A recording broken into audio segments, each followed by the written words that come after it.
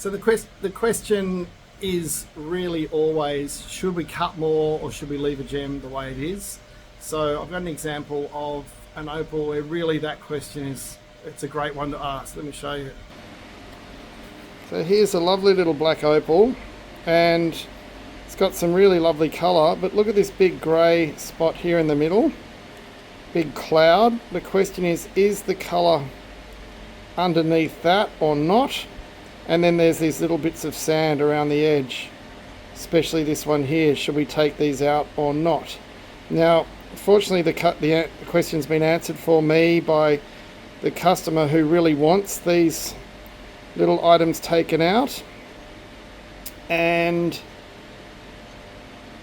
that sort of makes the decision very easy, because there's always the risk that when you chase sand, the sand could go right through. I mean, typically, if you hold an opal up to the light, see how it becomes a little bit see-through? You can tend to x-ray an opal by holding it up to the light and seeing where the sand is, which can help you figure out, oh, should I cut it or not, by doing a little bit of a light-based x-ray. I'll show you what I mean.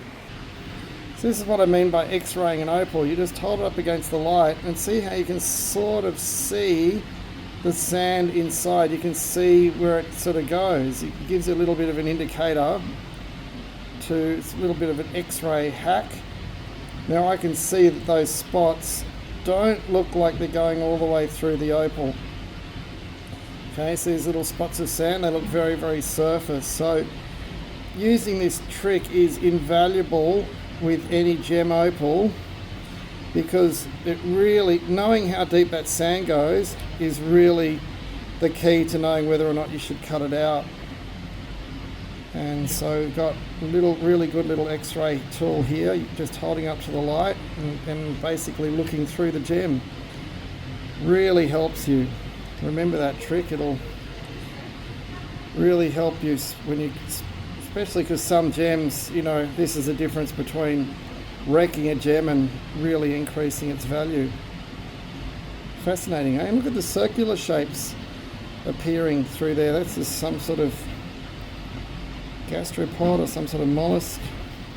Fascinating. But yeah, great little trick, holding it up to the light and x-raying your opal. So I'll start with some 120 grit.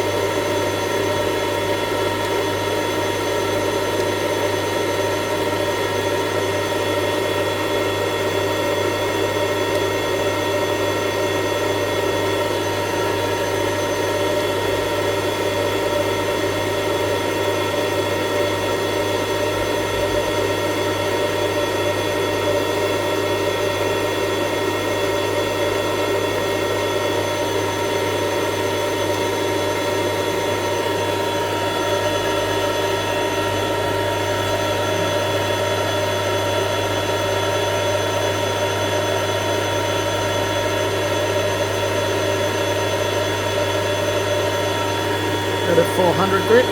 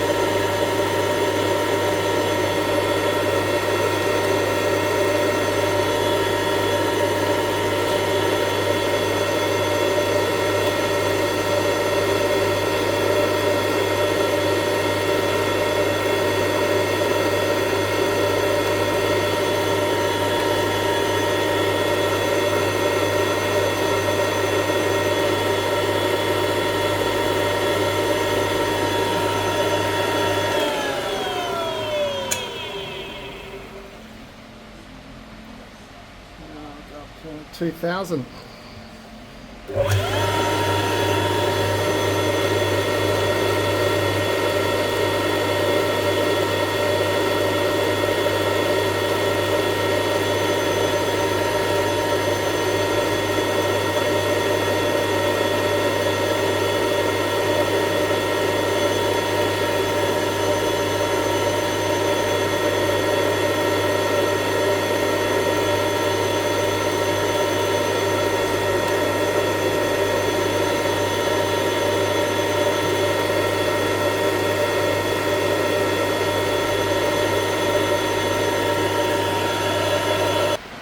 That was going really beautifully until the heat of the Dremel caused a little burn mark.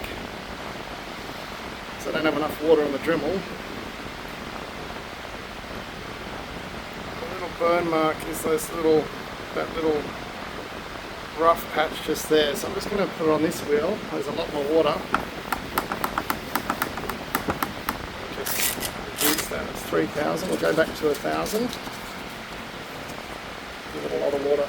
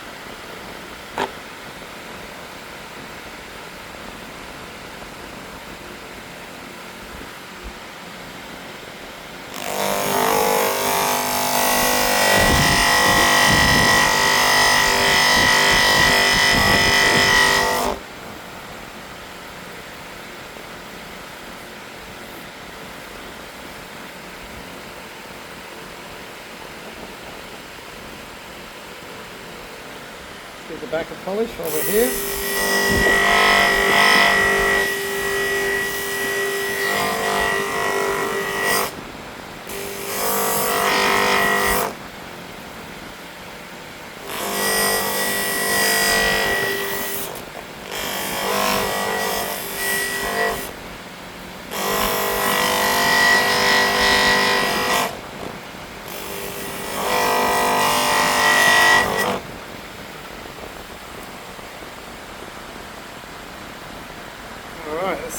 much better.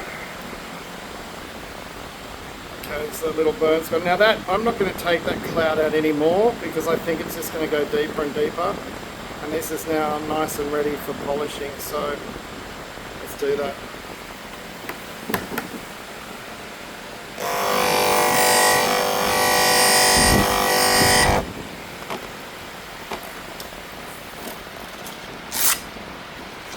Go to 2000.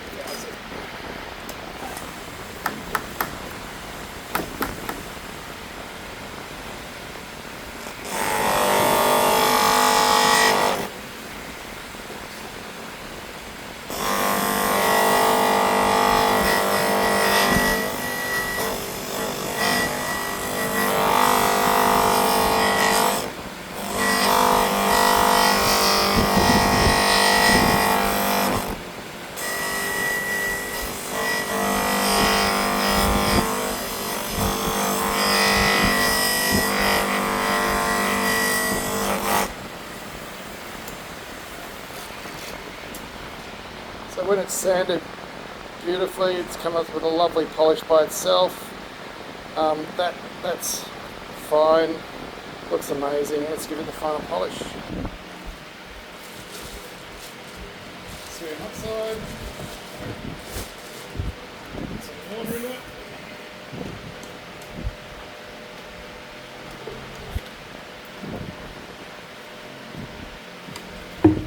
We'll just get that nice paste.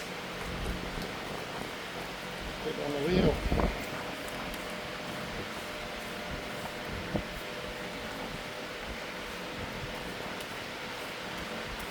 Voila, nice.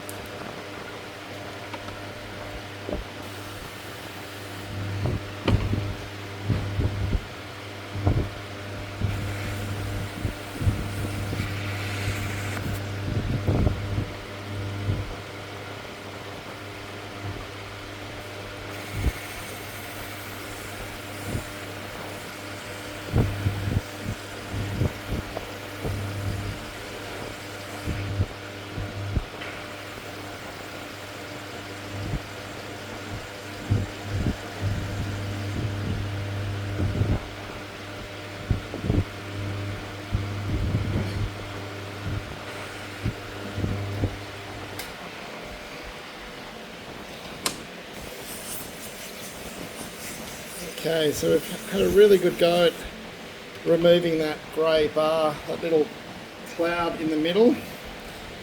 I would say no more because I think that cloud's just going to go further and further into the gem, but we have removed the little sand spots that were causing trouble, and we've given it a really lovely clean face, really beautiful finish. So yeah, lovely beautiful gem without sand really intruding and really ruining the presentation. So yeah, lovely way to clean up a black opal. Looks like an eye, doesn't it? The eye of Sauron, look at that.